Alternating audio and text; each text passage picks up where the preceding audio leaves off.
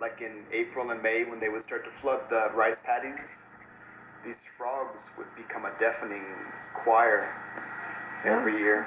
I guess living in Japan for 12 years and speaking Japanese and being in that kind of environment has made me kind of reevaluate a lot of things, and one of them is language. And when I came back to the U.S., I kind of narrowed down my roles to father, husband, farmer. In a practical sense, I think just being able to be with my family, like from morning to night every day, is a big part of what I do. You know, I was working in Japan for a long time, and you may have heard their society is really kind of workaholic, where the father especially is often away from the family, 12 or more hours a day. And I kind of got pulled into that too in my job. I really enjoyed my job, but when we had kids and as they were getting older, I realized I was just not able to be as much a part of their life as I wanted to be. And I thought I could do better as a father, for one thing. So we started this life where we could be together all the time. One of my main things is to provide them a space for their creativity and their personalities to flower and to flourish. And I think one thing that the public school system deprives of a child is their individuality, not just in the curriculum, but just the social pressures that kids are up against, especially in elementary school, but probably older too. For example, my son isn't interested in a lot of things. I mean, very masculine things like building weapons and things like that, but he's also into sewing. My main job is to facilitate whatever he's interested in and not to kind of judge anything or guide him in any direction. I can sense when he's around other children, maybe he has more of a unbiased view of things, maybe just more of an open, non-judgmental view of things. Ever since I first got into it when I was in elementary school, I started buying records and things like that. And just actually somebody was asking me just today about that, and he was saying something like how, your taste seems to be all over the place. And I think a lot of people are like that, but I don't have any, I've never thought about music in terms of genre. There's just something about some music that speaks to me in a way. And it's a common language that goes across genres and styles. To me, it's just, it expresses the poetry of a specific moment. And nothing, I guess poetry can do the same thing, but there's nothing like music to really make you feel alive at a specific moment of time. And it can also connect moments, across time. We're focusing on, in the things that we grow, it's not just a matter of having a product or even having a healthy product, but we want to have a beautiful product. And the idea of beauty is really important to both of us. And I think music can take, the science of farming or the theories of farming, and if you add music to that, you're going to wind up with beauty and poetry. And so when we farm, we're looking to create beautiful food. And one way to achieve that beauty is to incorporate music into the farming experience. So, today we spent the day preparing seed trays inside. We were planting cabbage and napa and lettuce and kale and chard and things like that. And we had the music going all the day. And just the idea of putting seeds into the soil to the tune of different kinds of music seemed just right to me. With our farming, we're definitely trying to create a merger between, or a bridge between American culture and Japanese culture, and that's something that's kind of unique for us. And people do seem to respond to not just our produce, but our message as well. Recently, we've had the chance to do some classes, to do some seminars and cooking classes and outreach kind of stuff, and people seem to really respond to the stuff that we do. And I don't know if that's me personally. I think I'm just acting as kind of a cipher or a mouth to incredible ideas I came across in Japan, and I'm just happy to express them myself. I wouldn't say that I have anything myself to offer or to add to that, but I'm happy to be that kind of liaison or that translator from one culture to another. And I think maybe the timing is right, because the local food movement is really taking off in the U.S. And I think coming into that movement, but with a slightly different perspective, a Japanese perspective on it, has been really has really struck a nerve for a lot of people. And yes, in that sense, not my personal presence, but the idea of the Echigo Farm presence, which is the name of our farm. A lot of people seem to respond to that, and they say, I'm glad that Echigo Farm is here. Well, the biggest benefits of American society, I think there are two big benefits, and one is just more freedom to be independent and to do what you want. If you want to be outside the system, you're free to be outside the system to a certain extent. If you want to be in the system, you could be in the system, and you can have a voice in the system to a certain extent. More emphasis on self-expression, I think, and more acceptance of difference, probably in the U.S. In Japan, the good points are the sense of community that you have and the sense of togetherness. I think in general the education system is better. Overall, if you're comparing public education there to public education here, I think that children get a more well-rounded education probably there. Of course, something like what we're doing, homeschooling, is very difficult to do in Japan.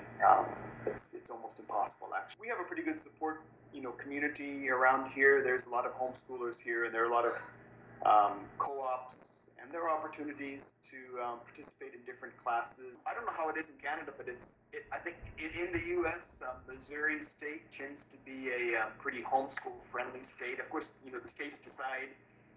Some states are more strict than others. Missouri tends to be a pretty lax state in terms of regulations. My favorite author in English for a long time was Wendell Berry, and reading him is one of the things that really got me into thinking about farming as a direction, not just as a job, but as a life choice. In terms of content, I'm just very impressed that he's actually. Have you read him before? No. Okay. Yeah, probably the book. I mean, his most famous book is The Unsettling of America. And he's a poet and an essayist, and he writes fiction as well. But you'll find that across all those three genres, he has a consistent message, I think. And it's about building community, and it's the fact. What I liked about him is that in his book, The Unsettling of America, he basically said that America, at least from, in relation to the European people who came over here, has never really been a settled country. We kind of started in the east, we've moved westward, but we've never really stayed in one place long enough to actually settle the country, both as a community, in community building, and also in an agricultural sense of building building good soil and building good land. That potential still lies ahead of us. And he talks about how to do that. And you can't read Wendell Berry and not want to be a farmer, I don't think. Structurally, his use of language is amazing. And one thing that, at least he used to say this, that he doesn't use a computer at all. He handwrites all of his texts. And I think you can tell that he actually he composes his sentences. Even when he's writing prose, he composes in his mind and he sets it to paper. It's like watching a craftsman design a piece of furniture.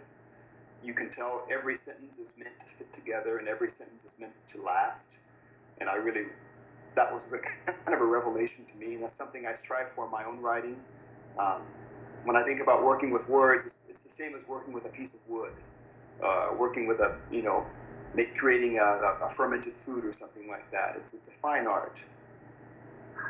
Probably the other guy who's even been more important to me recently has been Gary Snyder, the poet. His poetry, and then also his essays on the environment have really spoken to me where I am right now.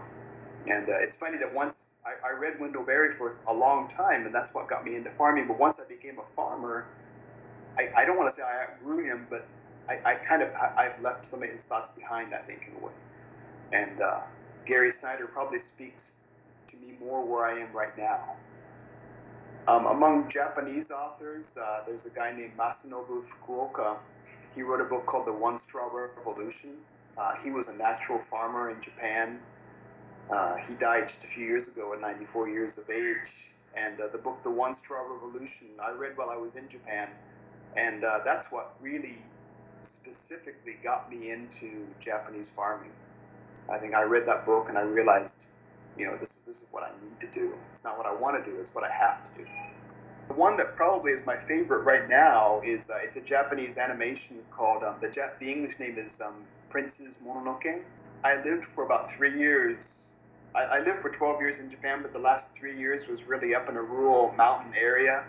And there's one scene at the beginning of that movie when he's in exile from his village and he has to leave and he's traveling across this countryside. And the countryside, there's one scene in that movie that's exactly like where I lived in Japan. And a lot of his movie, that one, and then Totoro and Spirited Away, those 3 movies speak to me so specifically in terms of my experience in Japan, and I think they're just beautiful movies. In a lot of his films, but there's no black and white. The main character is obviously a noble character, the guy Ashtaka, but he goes off in search of what created this hatred that led to his curse, and he finds this woman who is, she has an ammunition factory and she's trying to destroy the wildlife in order to expand her factory. So it's kind of like the industrial side of human development. On the other side, there's this girl who is the Princess Mononoke. Mononoke means kind of like wild things or something in English. There's this wild girl who was raised by wolves, and she's the other side. So you have the nature side and the industrial side, where this guy Ashtaka gets involved, and he doesn't choose a side. He works to find common ground between the 2 sides and a reconciliation, although it never happens. And that's one thing that struck me about the Japanese people I work with that I really respected were kind of that way. Whereas in the US, I find that when children go through the educational system in junior high and high school, one thing that is stressed is the ability to express your own opinion, the ability to avoid logical fallacy, but the ability to engage in a debate and express your opinion, kind of in a sense expecting confrontation in a way. I mean, it's just working in a pluralistic society. Whereas in Japan, the hallmark of an educated person is not the ability to express yourself so much as it is the ability to empathize with the other person.